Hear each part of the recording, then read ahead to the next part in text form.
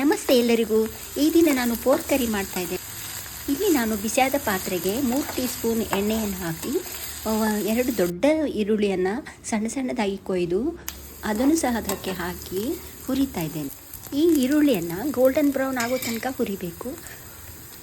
ಈರುಳ್ಳಿ colour change ಆಯಿತು ನೋಡಿ. ನಾನು ಪೋರ್ಕನ್ನು ಮೊದಲೇ ಚೆನ್ನಾಗಿ ತೊಳೆದು ಅದನ್ನು ಇಟ್ಟಿದ್ದೆ. ಅದನ್ನು ಈಗ ಸೇರಿಸ್ತಿದ್ದೀನಿ.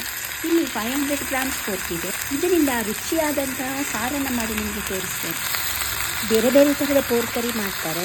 ಕೇರಳ ಪೋರ್ಕ್ ಕರಿ, ಕೂರ್ಗ್ ಪೋರ್ಕ್ ಕರಿ. ಆದರೆ ನಾನು ಮಾಡಿದಂತಹ ಈ ಪೋರ್ಕ್ ಕರಿಯನ್ನು ಒಂದ್ಸರಿ ನೀವು ಮಾಡಿ ನೋಡಿ, ಎಷ್ಟು ರುಚಿ ಇದೆ. ಈ ರೆಸಿಪಿ ತುಂಬ ಸುಲಭ ಮತ್ತು ನೀವು ಬೇಗ ಇದನ್ನು ರೆಡಿ ಮಾಡಿ ತಿನ್ಬೋದು. ಈಗ ಇದಕ್ಕೆ ರುಚಿಗೆ ತಕ್ಕಷ್ಟು ಉಪ್ಪನ್ನು ಹಾಕ್ತಾಯಿದ್ದೀನಿ ಮತ್ತು 1 ಟೀ ಸ್ಪೂನ್ ಅರಿಶಿಣವನ್ನು ಅದಕ್ಕೆ ಸೇರಿಸೋಣ. ಈ ಅರಿಶಿಣ, ಉಪ್ಪು ಮತ್ತು ಈರುಳ್ಳಿ ಪೋರ್ಕಲ್ಲಿ ಚೆನ್ನಾಗಿ ಮಿಕ್ಸ್ ಮಾಡಿ ನಾನು ಅದೆಲ್ಲವನ್ನು ಒಂದು ಕುಕ್ಕರಿಗೆ ಹಾಕ್ತಾಯಿದ್ದೇನೆ.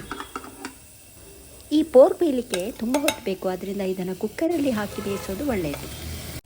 ಈಗ ಮಸಾಲೆಯನ್ನು ರೆಡಿ ಮಾಡ್ಕೊಳ್ಬೇಕು. ಅದಕ್ಕೆ ಏನೇನು ಇಂಗ್ರೀಡಿಯೆಂಟ್ಸ್ ಬೇಕು ಅಂತ ನಿಮಗೆ ತಿಳಿಸ್ತಾ ಹೋಗ್ತೇನೆ. ಒಂದು ಬಾಣಲೆಯನ್ನು ಸ್ಟೋವ್ ಮೇಲೆ ಇಟ್ಟಿದ್ದೇನೆ. ಅದು ಬಿಸಿ ಆಯಿತು. 2 ಟೀ ಸ್ಪೂನ್ ಎಣ್ಣೆ ಹಾಕಿ. ಎಣ್ಣೆ ಬಿಸಿಯಾಗಿದೆ. 1 ಚಿಕ್ಕ ಈರುಳ್ಳಿಯನ್ನು ಸಣ್ಣ ಸಣ್ಣದಾಗಿ ಕೊಯ್ದು ಅದಕ್ಕೆ ಹಾಕಿ ಹುರಿತಾ ಇದೆ. ಈ ಈರುಳ್ಳಿ ಸ್ವಲ್ಪ ಬ್ರೌನ್ ಆಗಲಿ. ಈರುಳ್ಳಿ ಬ್ರೌನ್ ಆಯಿತು. ಈಗ 2 ಟೀ ಸ್ಪೂನ್ ಕೊತ್ತಂಬರಿ ಬೀಜ ಹಾಕಬೇಕು. ಅದ್ರ ಜೊತೆಗೆ 2 ಟೀ ಸ್ಪೂನ್ ಕಪ್ಪು ಮೆಣಸಿನ ಕಾಳನ್ನು ಈಗಲೇ ಹಾಕಿ ಬಿಡೋಣ. ಫ್ಲೇಮ್ ಸ್ಲೋ ಆಗಿಟ್ಟು ಅದನ್ನು 2 ನಿಮಿಷ ಫ್ರೈ ಮಾಡಬೇಕು. ಈ ಕಪ್ಪು ಮೆಣಸಿನ ಕಾಳು ತುಂಬ ಇಂಪಾರ್ಟೆಂಟ್ ಈ ಡಿಶಲ್ಲಿ. ಅದಕ್ಕೆ ಸ್ವಲ್ಪ ಹೆಚ್ಚಾಗಿ ತೊಗೊಂಡಿದ್ದೇನೆ. 2 ಸಣ್ಣ ಟೊಮೆಟೊಗಳನ್ನು ನಾನು ಮೊದಲು ಕೊಯ್ದಿಟ್ಟಿದ್ದೆ. ಅದನ್ನು ಇದಕ್ಕೆ ಸೇರಿಸಿ ಚೆನ್ನಾಗಿ ಹುರಿತಾ ಇದ್ದೆ. ಸ್ಲೋ ಫ್ಲೇಮು ಸಣ್ಣದಾಗಿಟ್ಟಿರಬೇಕು ಮತ್ತು ಈ ಟೊಮೆಟೊ ಅದು ಮೆತ್ತಗಾಗೋ ತನಕ ನಾವು ಅದನ್ನು ಹುರಿಬೇಕು.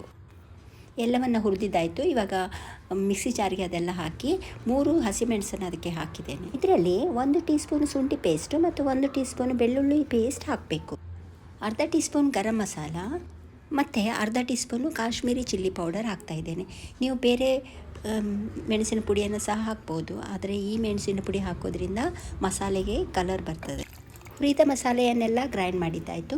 ಈಗ ಆ ಮಸಾಲೆಯನ್ನು ನಾನು ಪೋರ್ಕಲ್ಲಿ ಮಿಕ್ಸ್ ಮಾಡ್ತಾಯಿದ್ದೇನೆ.